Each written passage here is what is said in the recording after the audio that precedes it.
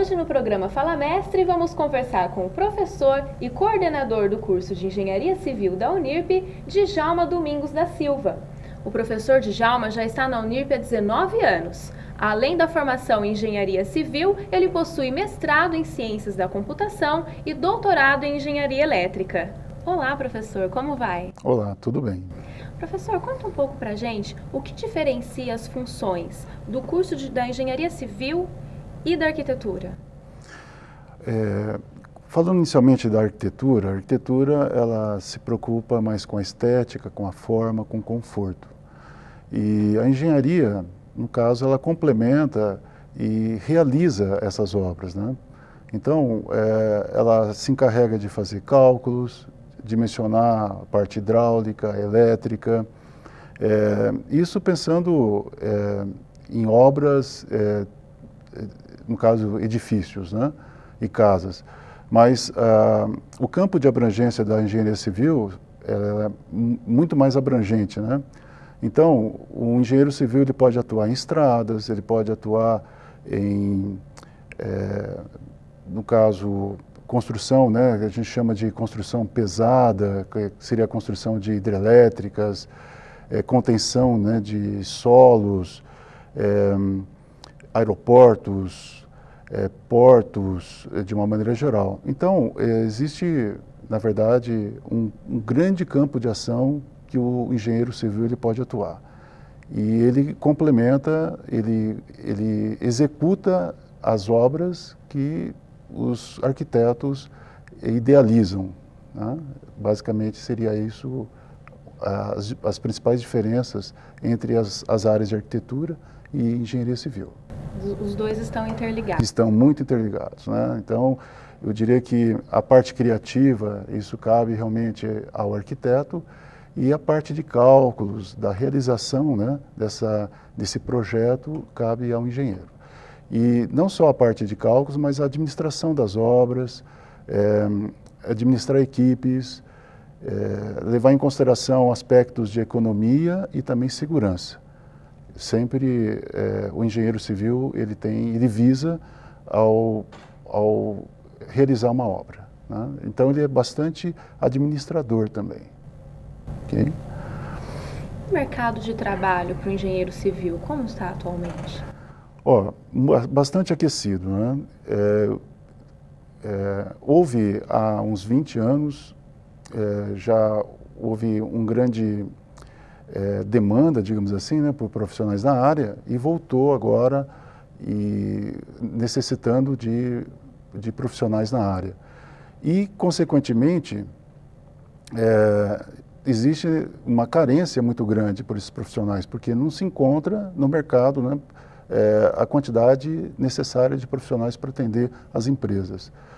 Então, muitas das empresas hoje, elas não aposentam os seus empregados, seus engenheiros, porque não existe mão de obra disponível para atendê-las. Então, e devido também ao grande campo de ação que tem o engenheiro, então, existe hoje em dia uma grande necessidade de mão de obra especializada, né, para atuar como engenheiro civil, no caso. E quais seriam esses campos de atuação para o engenheiro civil? Então, ele pode atuar tanto na parte de edificações, que é o, digamos assim, é o mais comum, né, no caso de construir casas, principalmente agora com o PAC, né, federal, e tem um grande incentivo aí de construções de casas, de edifícios, né, de uma maneira geral. E também estradas, portos, aeroportos, as hidrelétricas, as estradas de ferro também. Então, o engenheiro ele pode atuar em diversas frentes, digamos assim, né, de trabalho. Isso tem tudo a ver com o crescimento econômico também do país atual, né? E a sistemática da remuneração do profissional em engenharia civil, como é, professor? Ok. O CREA, ele estabelece um piso salarial.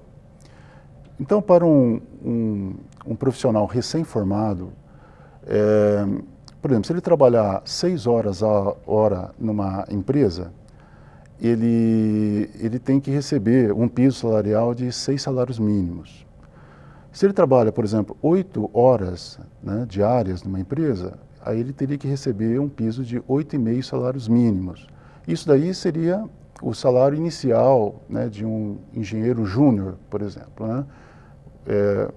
Assim que ele se forma, ele já pode atuar nessa empresa e ganhando na faixa de, né, de 6 a 8,5 salários mínimos, né? Seria o salário inicial de um profissional, né, da área de engenharia.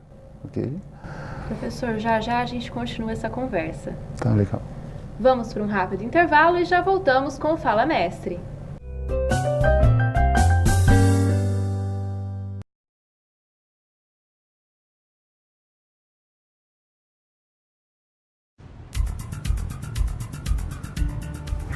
Nossa, hein? Tá só a capinha da gaita. Vai morrer. Para de besteira, seu fedorento. Só ele sabe a nossa hora. E você, meu filho, está em ótima forma. Eu não sei quando minha hora vai chegar. Você sabe a sua? Mas de uma coisa eu tenho certeza. Os meus órgãos irão salvar vidas. Existem milhões de pessoas na fila esperando a doação. Divida amor. Doe órgãos.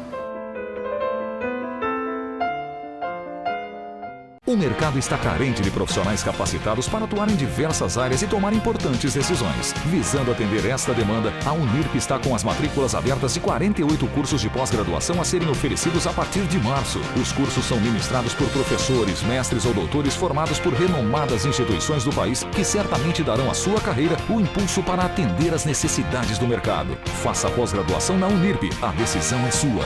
Matrículas abertas. 0800 12 1500. Estamos de volta com o programa Fala Mestre. O programa é gravado nos estúdios do Centro de Comunicação Social da Unirp. Quero aproveitar a oportunidade para agradecer à loja Móveis Bonfim pelo apoio cultural ao nosso programa. Hoje nos estúdios estamos conversando com o professor e coordenador do curso de Engenharia Civil da Unirp, Djalma Domingos da Silva. Professor, continuando a nossa conversa, dentro das disciplinas do curso de Engenharia Civil, existe uma que aborda sistemas estruturais. Do que se trata essa disciplina? Do que ela trata? É uma disciplina básica, tanto para o curso de Engenharia Civil quanto o curso de Arquitetura, para que o aluno ele já tenha uma ideia precisa dos vários elementos estruturais que compõem um projeto, né? Então, por exemplo, o que seria um pilar, o que seria uma viga, uma laje, né? Isso também passa para ele uma ideia precisa do que pode ser feito ou não, né? Pensando no equilíbrio, na estática, digamos, dessa estrutura. Então, é uma disciplina que ela é um pré-requisito para outras disciplinas que ele terá no curso, como cálculos de concreto armado, estruturas metálicas, madeiras, e de tal maneira que ele possa, com esses elementos, com esses conceitos, ele possa depois aplicar em disciplinas mais específicas de cálculo. Tá? E quanto aos estágios, em que áreas, em que locais o aluno de Engenharia Civil pode estagiar? Ele pode atuar nas construtoras, e as construtoras, geralmente, elas atuam na parte de edificações, né?